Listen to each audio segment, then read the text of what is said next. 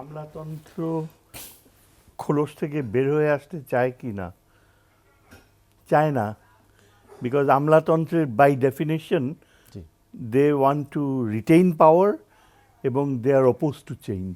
এটা একটা মৌলিক চরিত্র হচ্ছে আমলাতন্ত্র পরিবর্তনকে, স্ট্যাটাসকেও মেনটেন করতে চায়।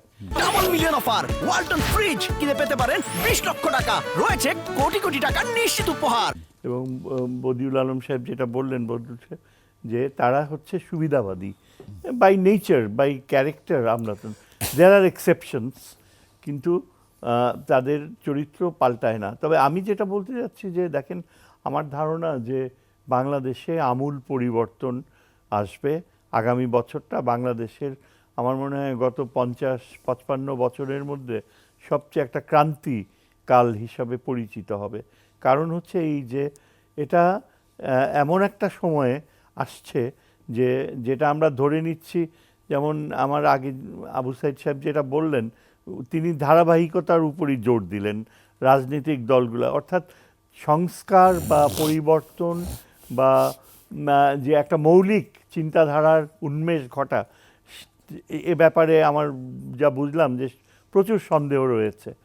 এখন আমার ধারণা যে ঠিক যেভাবে ছাত্ররা এই বিপ্লবটা ঘটালো এবং যেভাবে এক বিশ্বব্যাপী একটা আলোড়ন সৃষ্টি হয়েছে, এটাকেও অনেকে আন্ডারমাইন করে যে এটা সো হোয়াট, এটা তো সব কিছুই হচ্ছিল।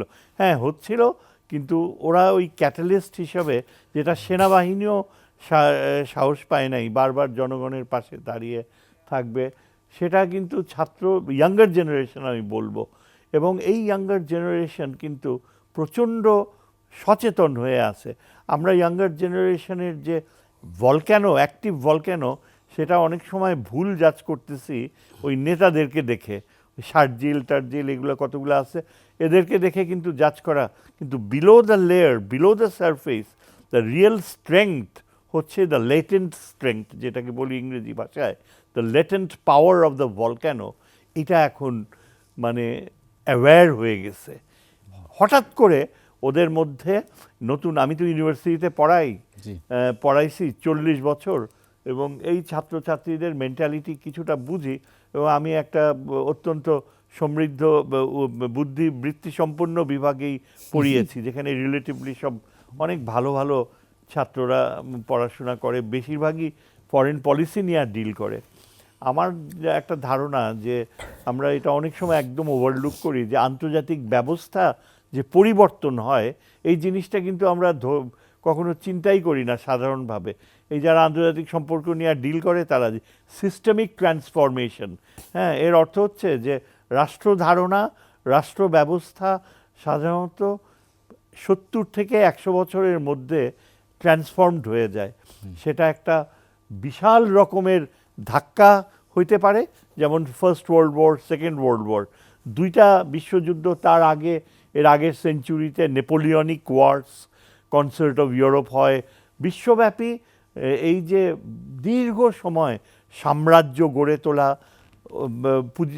বিয়ে করা, কলোনাইজেশন, এগুলা থেকে আমরা পার হয়ে আসছি মাত্র 70 বছর বয়স। হ্যাঁ, আমরা we are still in the infancy of statehood on a global basis.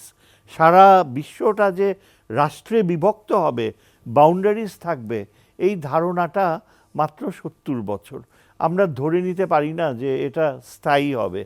এবং সিমটমস অফ ব্রেকডাউন কিন্তু শুরু হয়ে গেছে।